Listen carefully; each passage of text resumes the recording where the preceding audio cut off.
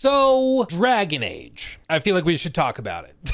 The fact that this game is even being made is frankly amazing. I mean, BioWare has not had a great run of it in the last decade, so it's kind of crazy that they are still being allowed to make it. I mean, props to EA, I guess, for not shutting them down. I'm amazed that's like a big, like, good job, guys, but I guess nowadays in this industry, that's an accomplishment. It's not shutting down a studio. But don't worry, we'll get into all of that with BioWare's history. But in this video, I wanted to look at Dragon Age: The Veilguard because I find it fascinating, and I see a lot of fans that are waiting with bated breath, really hopeful that this is going to be something really special. But I, and I'm sure everybody else, have seen a lot of skepticism surrounding the game. But I want to make this video looking at the game skeptically to try and point out what I think are the fair things to be skeptical about and why you should go into this cautiously.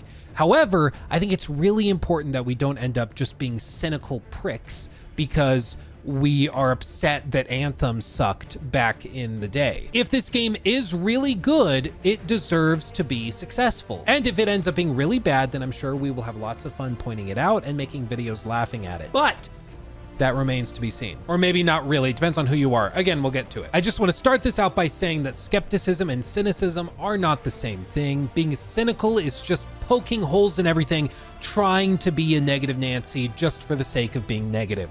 That's not constructive, that's not helpful. What we want to be is skeptical, where we withhold judgment, and in the case of gaming, usually pre-orders or purchasing it until there's sufficient evidence to accept that it is worth your money. That's all we're talking about. If it's good, we reward them by purchasing it. If it's not good enough to be purchased, we wait for a sale, or if it's downright bad, we just don't buy it. And in the case of Dragon Age: The Veilguard, there's a lot to talk about and to sink our teeth into. And a huge thank you to our sponsor, HelloFresh. HelloFresh is the meal subscription service that takes the headaches out of cooking and guarantees fresh, out-of-the-box ingredients to make it easier than ever to eat healthy, delicious meals. I'm actually a dad, I've got 2 little kids, and honestly, some weeks it's just daunting to go to the grocery store, create the whole meal plan, and try to make sure that it's something all the kids will eat and that's nutritious and everything.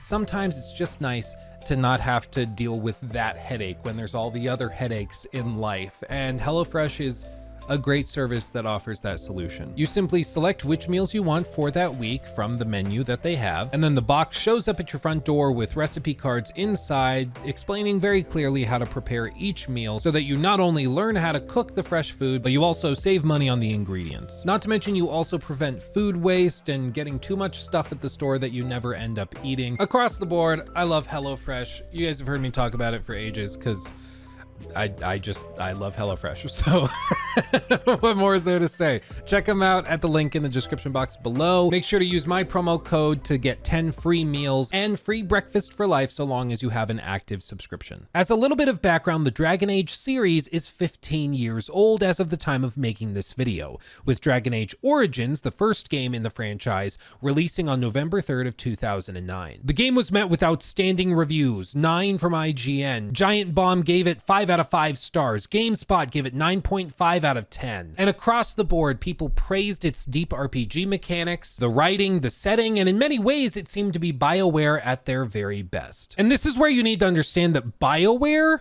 now is kind of like a meme. I mean, they released 2 back-to-back colossal flops, which we'll get to in a second. But prior to that, they were considered one of the all-stars of the gaming industry. It would be like if Larian, the guys behind Baldur's Gate 3, released 2 back-to-back colossal flops out of nowhere, right off of winning Game of the Year with Baldur's Gate. Because that's basically what happened. Dragon Age Inquisition won Game of the Year in 2014, and then they released their next 2 games to critical panning and massive failure at the sales desk. I wanted to say box office, but games don't have that. You get what I mean. They weren't successful. That's the fall from grace that we're talking about with BioWare. These are the guys that actually created Baldur's Gate. The Baldur's Gate 3 game is based on Baldur's Gate 1 and 2 that these guys did. They also did other games like Star Wars Knights of the Old Republic, Mass Effect being their other massively successful franchise, which has run into some troubles recently, but again, we'll get there. But the point is, these guys were powerhouses of the industry back in the day, and they really, really knew what they were doing. They had some amazing world-class talent, and that's what made them so special as developers, that they had the experience, the know-how, and the devs to put together amazing games. In 2014, they released Dragon Age Inquisition, which to this day is the most recent entry in the franchise, a whole 10 years ago. And this launched with generally positive reviews. Think high 80s, really solid review scores, not like a masterpiece or universal critical acclaim, but very, very well received. And it actually won Game of the Year at the very first Game Awards back in 2014, when Jeff Keighley kicked it off as his own independent show after leaving Spike TV and all of that stuff. I will say, going back to this 2014 Game Awards show, it's kind of crazy. Like Bayonetta 2 is one of the nominees. Dark Souls 2, that's how old we're talking. Dragon Age Inquisition, of course. Shadow of Mordor was one of them. Hearthstone was one of the nominees.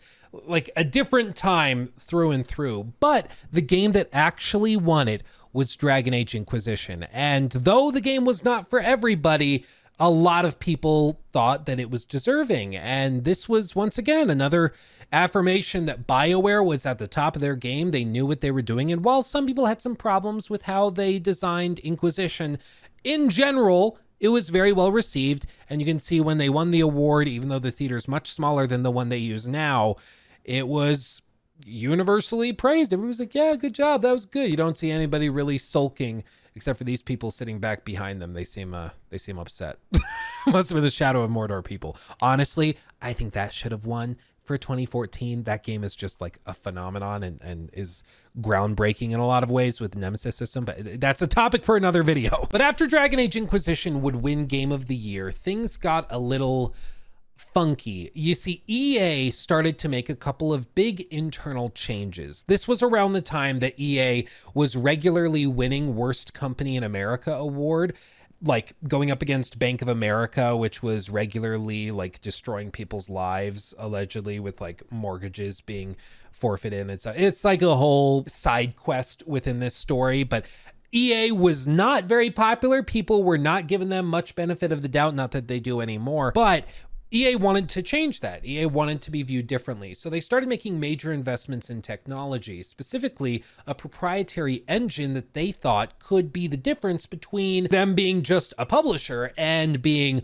one of the industry's leading developers and publishers. That engine was to be called Frostbite, and it's one that I'm sure you're familiar with if you like the Battlefield games. And in that capacity, it's really, really good. You see, it was actually created and initially used back in 2008. But it was slowly upgraded over time, and the version that they aimed to use moving forward across the company was called Frostbite 3. And this was a big change because reportedly they had built Inquisition and other games on like the Unreal Engine, and that's what they were familiar with.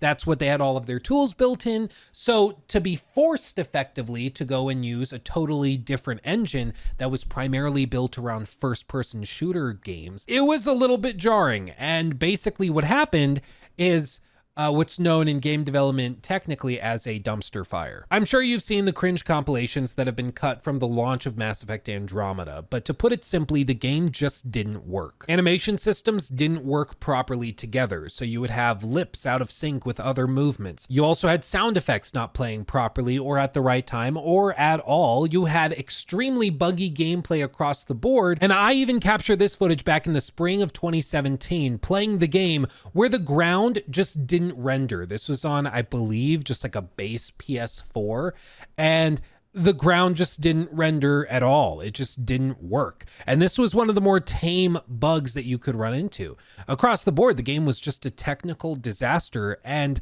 even then, when it did work, if you did get it patched up and go into it like you could nowadays, it still just wasn't a very good game because you could tell that they were working so hard while developing it to try and get it working that everything else kind of took a back seat. So they weren't able to add those extra levels of RPG polish or consequence within the story because they were just trying to get the damn thing to run to begin with.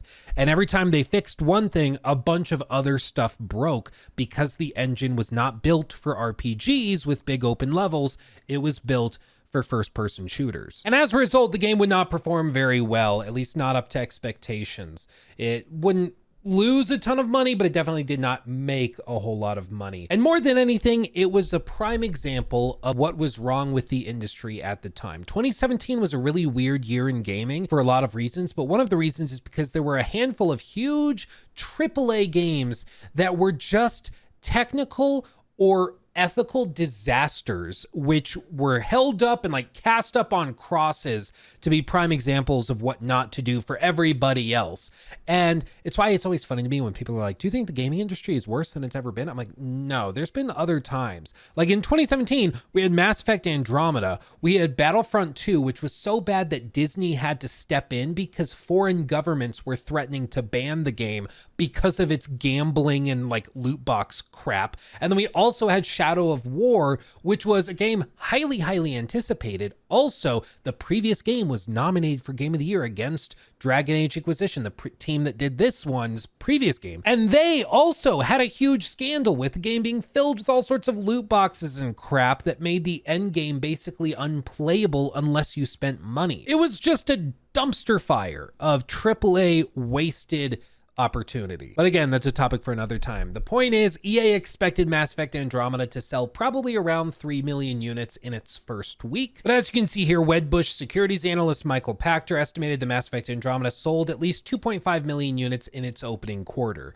They thought they'd do 3 million in a week. They did about 2.5 in the first quarter, resulting in about $110 million in revenue. The closest that EA has ever come to noting an exact figure was in their fourth quarter fiscal year 2017 notes for investors, which stated that $53 million of the game's net sales related to its special editions were to be captured in Q1 of fiscal year 2018 instead of Q4, the quarter of its release, for accounting purposes.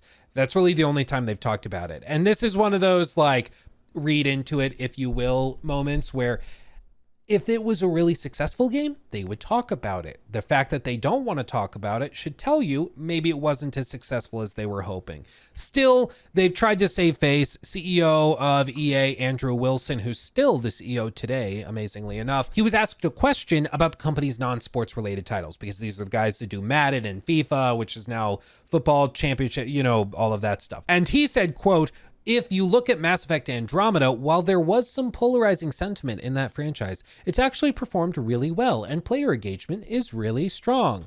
I'm guessing player engagement just means like how many people are talking about it on Twitter, and I'm sure a lot of people were. But the point is, to all of this, Mass Effect Andromeda did not perform that well. It wasn't like as bad as it could have been, but it was not a success. It made EA look really bad, and it also made their tech, which was something they were pouring hundreds of millions of dollars into, made that look really bad. In fact, it absorbed much of the blame for the state of the game, basically, that everybody pointed to Frostbite as the reason for it. And in some ways, even back around 2017, people weren't really blaming BioWare for the state of Andromeda.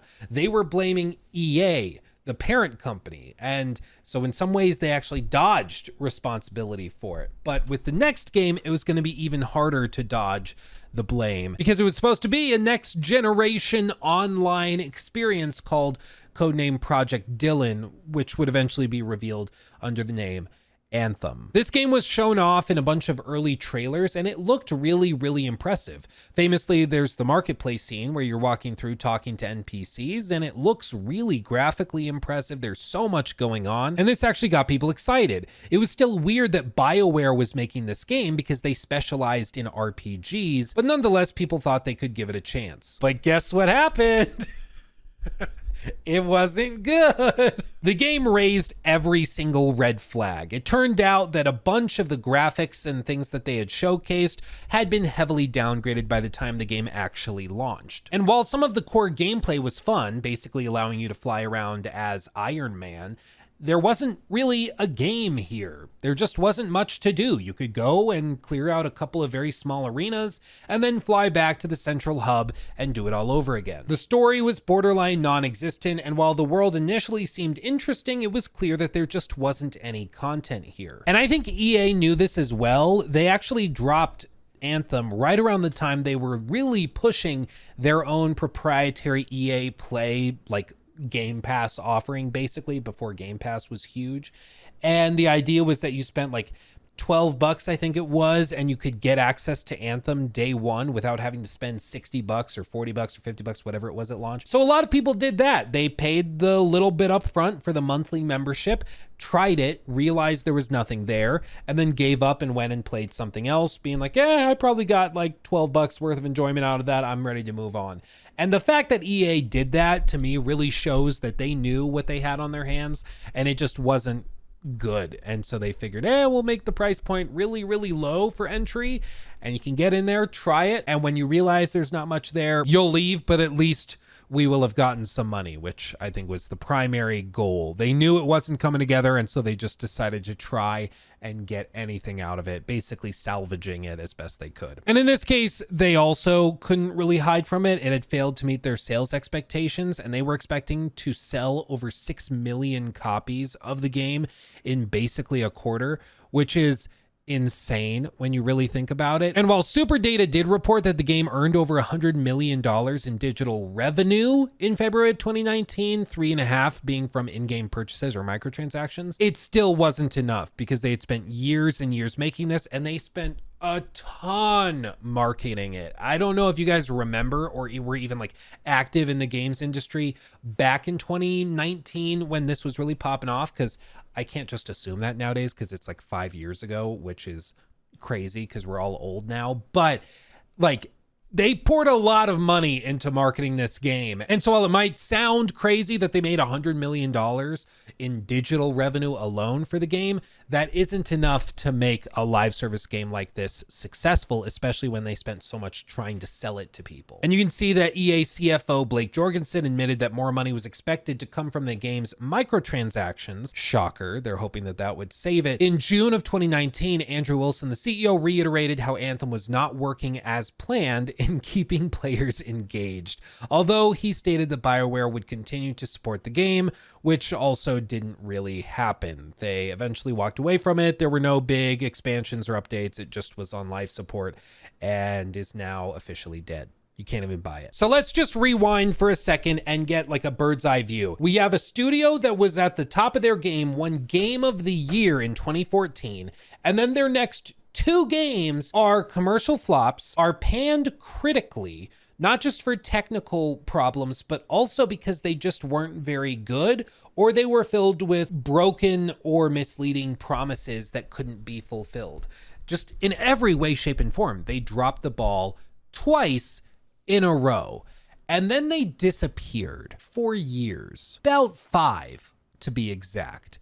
And they came back with occasional trailers dropping, hinting at, return to the Mass Effect franchise. And they were saying, yeah, we're working on Dragon Age. And they would share some screenshots of environments, but nothing really to sink your teeth into. But eventually that would change. And they would drop a full reveal for Dragon Age, the Veilguard, which is not what it was originally called. It was originally announced as Dragon Age Dreadwolf back in 2022, but it was retitled in June to Dragon Age, the Veilguard. They said they did this because they wanted the game to be more about the player and their party, the Veilguard, and so they didn't want to focus on the negative with Dreadwolf, so they rebranded it. I'm not really sure what to believe. Normally when games like this are retitled, it's because of like some sort of lawsuit that happened. Famously, like No Man's Sky almost had to be renamed because there was another company that, like, I think it was Sky Drive, which is like an online storage solution place that turned into OneDrive or something.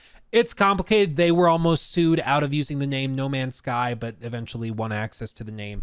So normally that's what causes it. Maybe in a few years we'll find out that that's what happened with Dreadwolf is, Dreadwolf was copyrighted by some cult in Montana. I don't know. But what I do know is they renamed it to the Veilguard instead of just Veilguard or anything else, which I'm still not used to saying. Kind of a clunky start, if we're being honest. Another theory I've heard is that they wanted to rename it because Dragon Age Dreadwolf had a lot of videos and speculation stuff made about it, and there were some leaks of early gameplay, and so that was clogging up the YouTube search feeds. So they figured if we just make a new name and pretended the old one was like a code name, then maybe that could salvage it and we just start totally fresh on social media. Maybe that's it. I don't know. If you have a theory, let me know in the comments. That being said, when it was unveiled, people were a little confused. And in this trailer, the game looks graphically impressive. Granted, it is a cinematic trailer, so you literally can't take anything from that. It's just in engine, it can look pretty, which doesn't tell you a whole lot. But the vibe is what struck people. Dragon Age at its best for a lot of people is like dark, gritty fantasy. And so to see this more pop culture fantasy was just a little jarring, I think, for some people. And the tone that they struck in this trailer was, I don't know how else to put it other than Concord-like, which is an adjective I'm going to use now. Where like they're trying really hard to be funny or show like the quirky characters built for a modern audience. And it just didn't really click with anybody. Like even my wife, who's really into Dragon Age, saw this and was like, oh, okay. Like, is this for Dragon Age fans or is this for a new audience? It just wasn't clear who it was designed for because it didn't seem to lean into the dark fantasy and it didn't seem to lean into any other clear vision other than, like, I guess having metrosexual alien creatures with dual axe is like, I just don't understand who it's for, I don't get it. And funnily enough, when this was revealed on June 9th of 2024, I was actually in Los Angeles for Summer Games Fest. And as part of that, I got to see an hour of this game behind closed doors where they weren't releasing all of the footage, but we could actually do like a Q&A with the game director and some of the people that actually worked on the game and see an extended look at what the game actually would be, not what a cinematic trailer presented it as. And I'm happy to report that the gameplay, like the actual hour of the game that we saw, was not like this trailer, like hardly at all. It was really jarring to see this trailer when we had seen the gameplay and we're like, who did you hire to make that trailer? What are we doing? Like, it's totally different groups of people that did this. It doesn't make any sense. Now on June 11th, they would go on to reveal an edited segment of the first hour of the game. So it's basically a cut up version of what we saw. And it gives you a good idea of what we did see. We saw some more like narrative building stuff and some other things that they cut out in terms of gameplay of them exploring and getting to the final destination for the final encounter. But I think that this gameplay actually does present a darker and grittier world than we saw in that initial trailer. And it just makes me wonder if this is going to be one of those games where the developers have done one thing, but the marketing team is doing something totally, totally different. And I really hope that they synchronize their visions, because if this is a game that's going for a bit of a darker tone, they need to focus on that and make sure they can communicate that. If they keep it like so willy-nilly and lighthearted and silly in the promotional stuff, I think they're going to end up with a group of people that are really confused when they finally get their hands on the game. But what we actually see in terms of the gameplay are major graphical improvements over Inquisition. Notably, Inquisition had god-awful hair just across the board. The hair simulation and look of the hair on characters was unbelievably bad, especially for the time when they were pushing like NVIDIA Hairworks and all this stuff. And so to see them really, really focus on that is encouraging, shows that they've made some steps. But when we saw this gameplay, we also noticed something that caused our hands in the demo room to immediately shoot up. When we were sitting there, we saw the gameplay and a lady behind me raised her hand and asked, what engine is this running on? Which is a good question, because you remember, big problem with Anthem and with Andromeda is that they were forced to use Frostbite when they didn't really want to, and they had a bunch of problems as a result. It might have looked pretty in trailers, but in practice it had a lot of problems. And the game director very quickly replied, it's running on Frostbite. Now the room went quiet. The room went still. And I could tell the people that worked on the game were braced for this question, because Frostbite, in regards to like BioWare games, not a great reputation. Does not have a great reputation, to say the very least, but they immediately pivoted and said, look, we totally get it. We have worked our butts off. Our tech teams have done amazing work to try and get this running as best as we possibly can. Graphically, it's amazing, as you can see, and they show like the reflections and the materials work and the character creator and all that stuff. And like you can tell, we've really put a lot of work into it, and we're hoping that you could see the fruits of that labor in the actual gameplay. You'll see that it's extremely polished. We've gotten over all of those humps, but great question.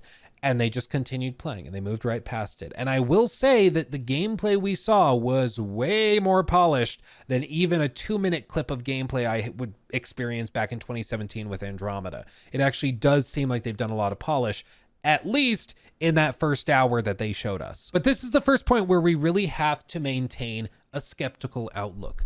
This is a studio that 2 times in a row has released very, very buggy or downright broken games. They don't have a great track record, and as a result, they should not be entitled to your trust on that. They don't get the benefit of the doubt because they have a bad track record. In the same way, if you go on like Google Maps and you search food near me and a Taco Bell shows up and you look at the reviews and you see, wow, they have a bunch of 1-star ratings recently from the last like 2 weeks. And every single one says they get the order wrong and they don't even care. There's a Taco Bell near my house that just won't give you your order. They'll just give you like hard shell tacos with nothing but lettuce in it.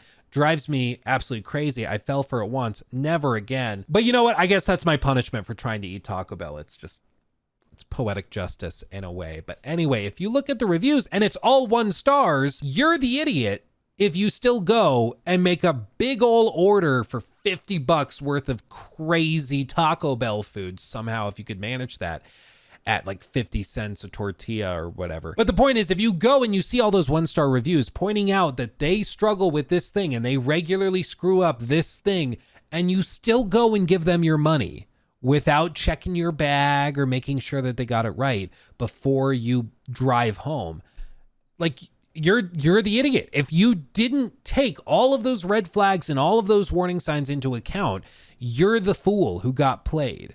And so in this case, yes, the footage that they've released looks polished. It just frankly does. It does look like they've made improvements to the engine, to the lighting systems, to the animation systems. All of that is true. But they don't get any benefit of the doubt because their last 2 projects were really, really rough. Now, they could actually put up like a demo, or they do a big preview event where they let people play it for 4 hours or something.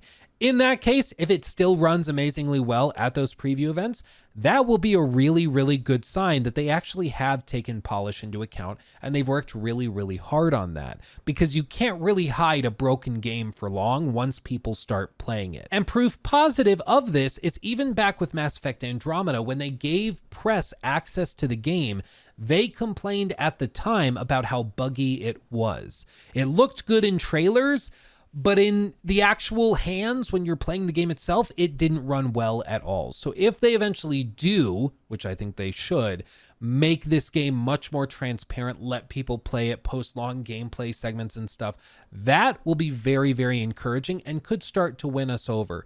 But I think that EA and BioWare have to take an approach with this game of winning players back, not just trying to pretend like the last 2 projects didn't happen, which is sort of what it's been so far. They're just like, anyway, we're back. Let's put out the next game. Okay, yeah, forget about Anthem. Forget about Andromeda. We're just going to sweep it under the rug. That's in the past. We're moving on. I understand the desire to move on, but you need to win players over, because your last good game was a decade ago and you've released 2 monstrosities since then. And you're using the same tech engine. Like, there's just so many things that could go wrong. You have to win us over. And it goes back to the core principle upon which these skeptical videos are built, which is just simply that these companies are not entitled to your money. Nobody should start with the default of, I'm buying the game. You just shouldn't. You should go, I'm undecided, and then evaluate everything else to decide whether or not they should earn your money. And it's no different with Dragon Age the Veilguard. They really need to make sure that they're taking the right approach with this game and that they win people over by showing them just how good their game is, if it is in fact really, really good. Speaking of quality, they also showed gameplay and combat, and I've seen some people be really, really harsh about the combat, pointing out how it looks really simplified, or it looks like a melding of Hogwarts Legacy's combat with like the tank sections of Batman Arkham Knight. And I get all of that. I totally understand it. But this is a tutorial prologue sequence of a game. And honestly, if you look at pretty much any game, the tutorial prologue section combat looks garbage compared to the end game combat. It just does, no matter what you look at. Elden Ring's tutorial little section, when you jump down the little ledge and you do the little tutorial run, it's really, really slow. One enemy pops up. If that's all you saw about the game, you'd be like, this looks boring as shit. But when you actually see a boss fight, you're like, oh, I get it now. So I'm more forgiving when it comes to this gameplay stuff because we are seeing a really, really early section of the game.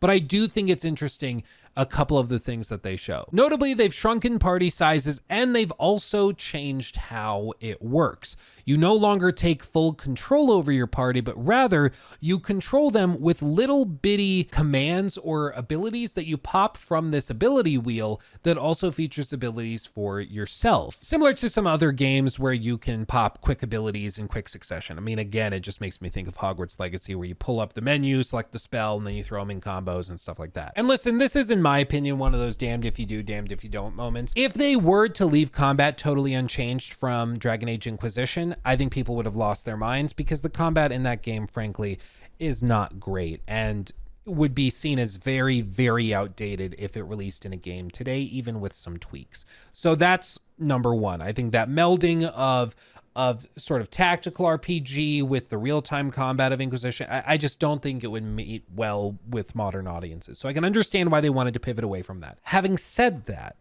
what they've chosen to do is lean more into like an action adventure type of combat system, which has been rumored for a long time. There were leaks and stuff of the gameplay footage back in like 2018, 19, 2020.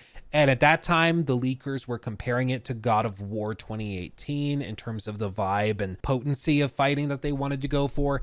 And in that case, that could be interesting. It's just going to be up to you what you like or what you don't like. They have tried to come out and get ahead of this.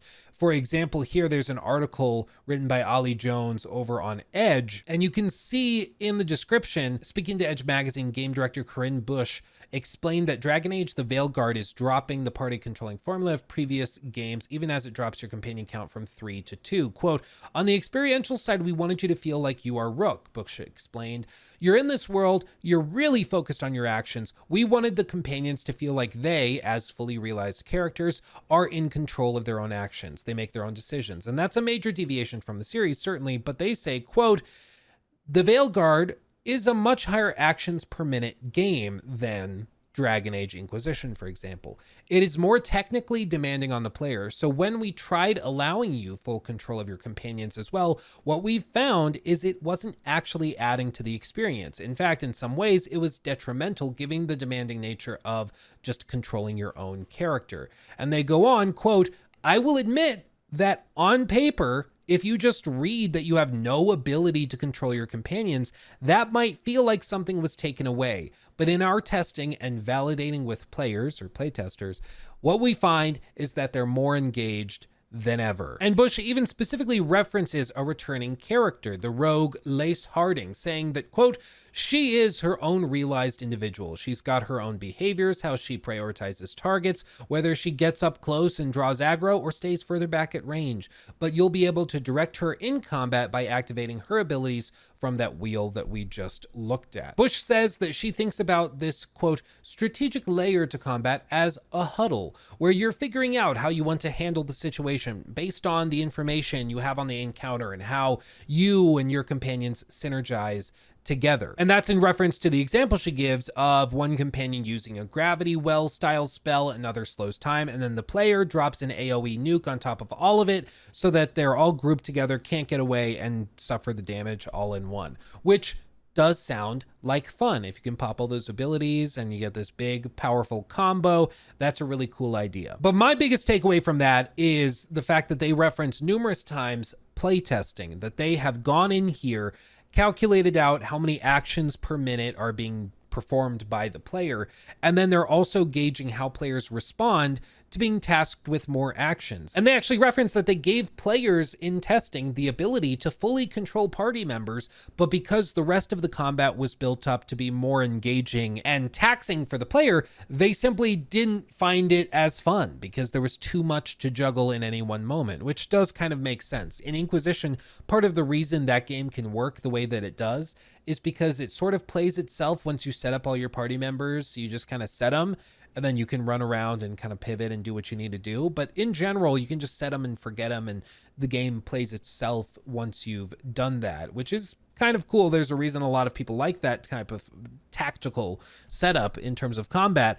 But if you're talking about a combat system that requires much more active engagement from the player, it just would be too much. I mean, imagine if in God of War 2018, you had to manually select where Atreus runs to while you're also dealing with the onslaught of trolls or whatever hellish fiend you're fighting in that given moment. It would be too much to be like, I'm trying to parry, I'm trying to dodge, I'm trying to do all this. Pause, tactical screen, go in here, move a trace over there, use heavy damaging attacks over here. Okay, back in the action, go crazy. It would just be simply too much, and I think that's what they're alluding to here. So at the very least, I can appreciate that they have made changes based on player feedback in testing to decide what they think is going to lead to the best game possible. And when that means that they're making major shifts from what they've done before, they're still choosing to do that, which I think is at the very least bold and admirable. It's kind of refreshing after getting so many games recently that just seem like carbon copies of their previous selves. Like today, we just looked at some of the latest gameplay for like Assassin's Creed Shadows,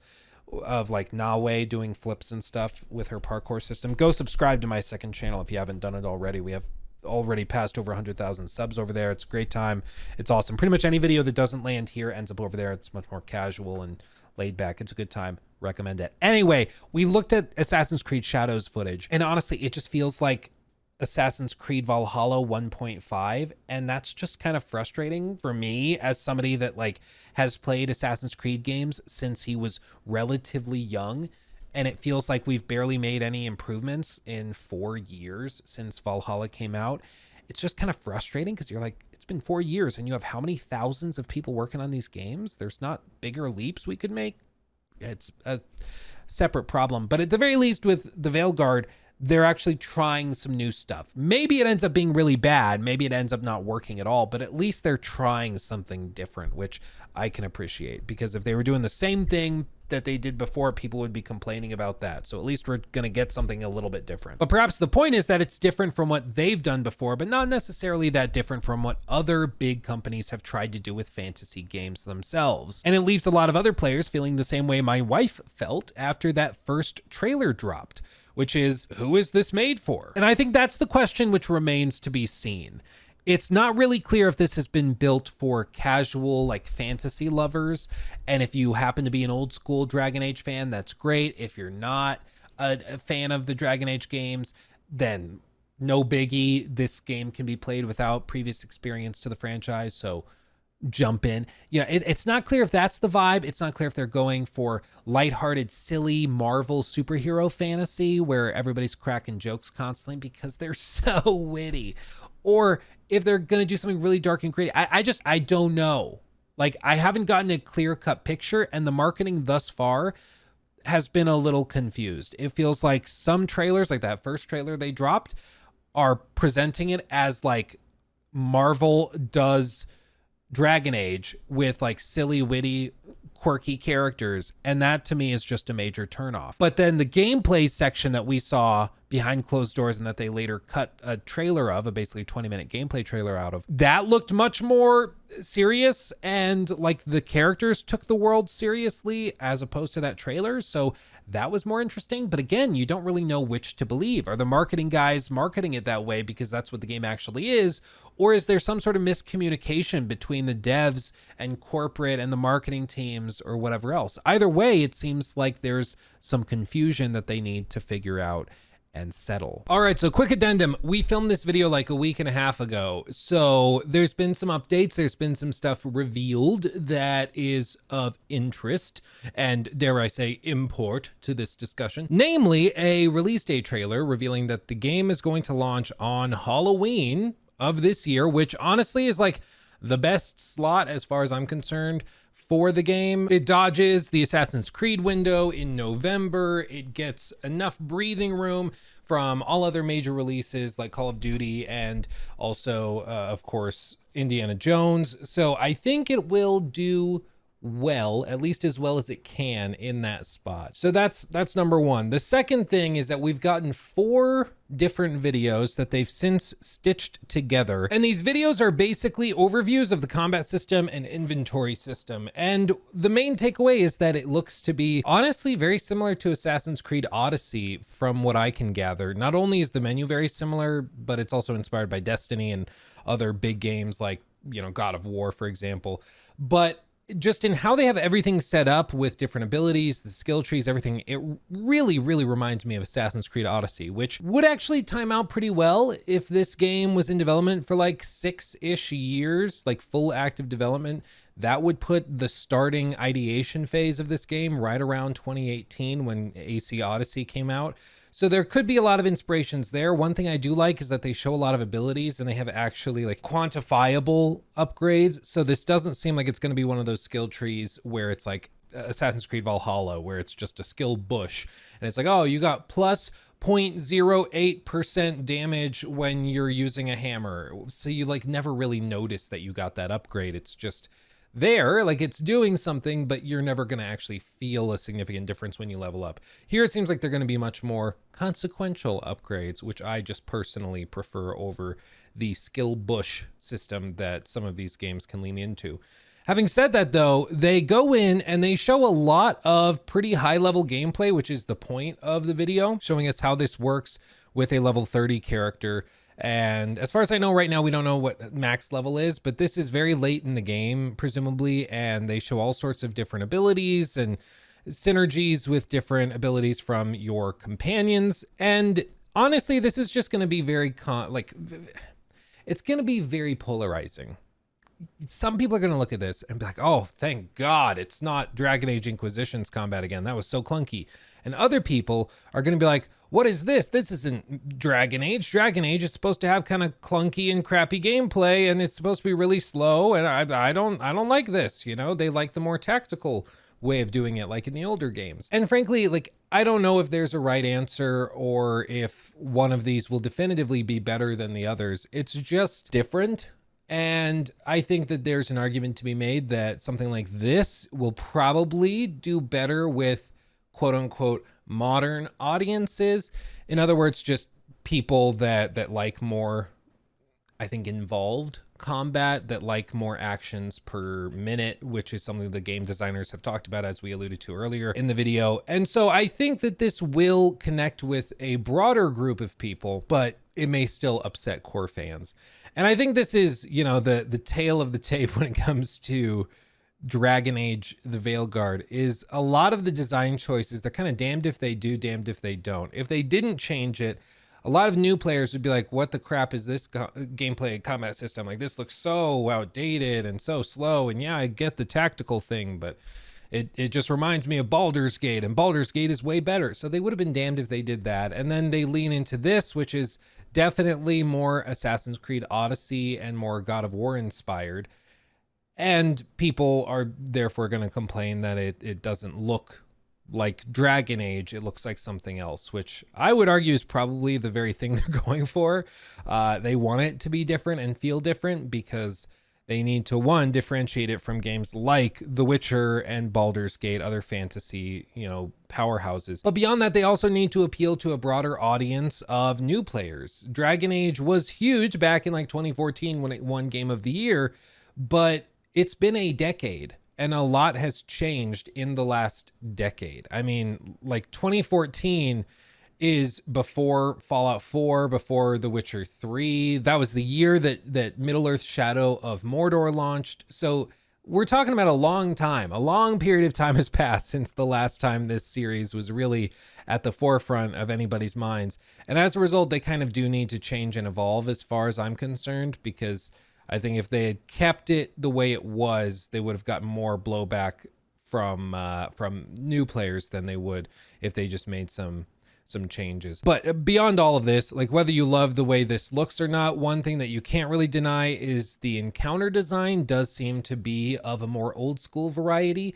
All of these arenas they show in this high level gameplay sequence that they have cut up for this 10-minute video, they're all in pretty small arenas. And so it seems like as you move through levels, you'll reach some of these arenas where you fight waves and waves of of enemies and you work your way through them. And then once they're cleared, you go into the next room. There might be more, there might be less, there might be none, but it seems very arena based, which isn't necessarily a bad thing. A lot of other games have done it that way as well, but I do think it's interesting that they've developed all these systems, and it does seem like it's going to be a game very focused on hordes of enemies that are spawned into arenas that you clear out before moving on to the next objective, which will just be a matter of personal preference. But beyond all of this, it does seem to be much more involved than a lot of other combat systems that we've seen in the RPG genre. It seems like there's going to be a lot of active involvement on the part of the player as far as controlling it and managing your party members is concerned.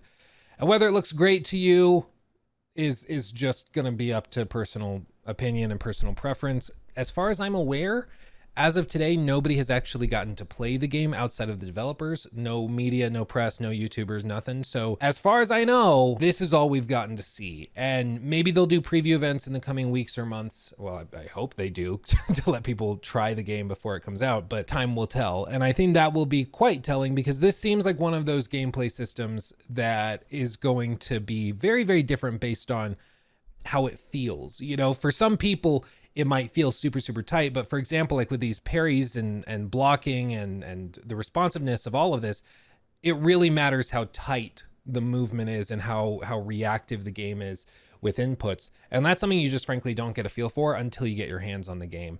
I think it looks really tight, and there's been a lot of discussion of the optimization. For example, the game already being Steam Deck verified months ahead of launch. That is quite rare and really suggests that they've done a lot of work in the optimization department. So I think that it at least looks good, and it seems like there's potential for it to be really polished, but time will tell. And I think we'll be able to tell once we actually get our hands on it.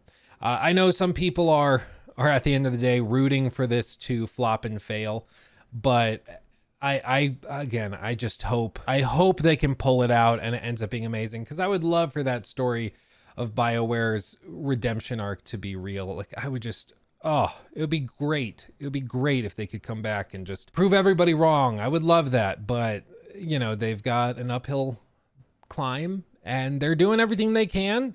I think it's just important for us on the side of the players. It's important for us to give them the fair shake while being highly skeptical, while being critical and holding their feet to the fire, because they have blown it consistently for the last close to decade. So they really need to win people over. And if they do that, I think we got to reward them for that, because that's a remarkable accomplishment. And if they don't, then we will tease them incessantly, as is tradition in the gaming industry at this point. So that's the little addendum. Further news that we've gotten, who knows, maybe 20 minutes from now when I finish recording this little edition, there's going to be an update and then I'll have to film another one. But as of right now, that's everything we know about Dragon Age, the Veilguard.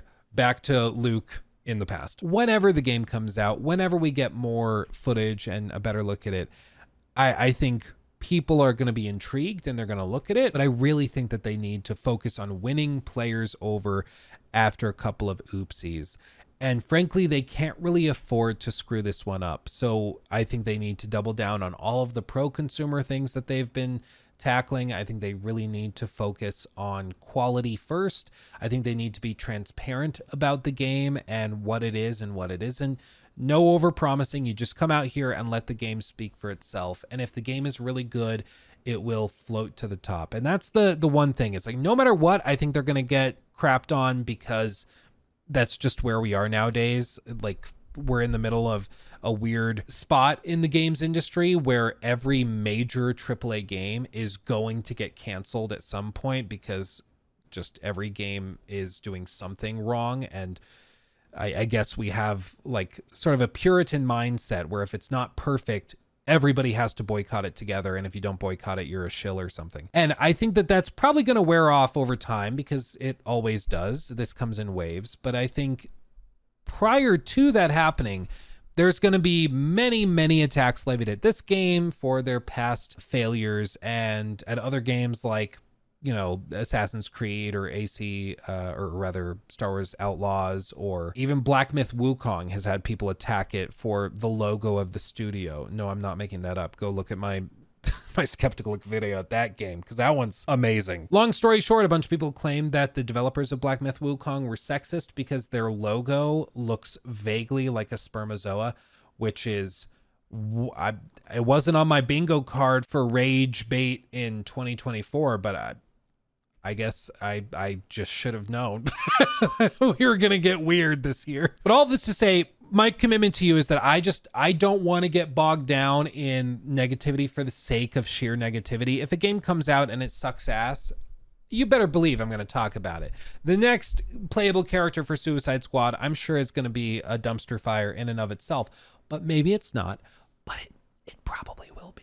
And in those cases, we'll talk about it and have a good time. But when a game comes along and does a good job, despite or in spite of all the negativity surrounding it, I want to give it praise for that. If Dragon Age the Veilguard ends up being really, really good, I want them to see success because I don't want more studio closures. I would love for BioWare to be back kicking and screaming and taking names and kicking asses and giving those asses names because they kicked them. Like, that would be awesome. I don't want it to fail. I don't want it to be a colossal disaster. But if it is, we'll be here talking about it. And at the end of the day, I think with all of this, we just need to maintain healthy skepticism. Don't give them our money until they have earned it. And that's going to come with more transparency, with more footage, with a deeper look at what the game actually is.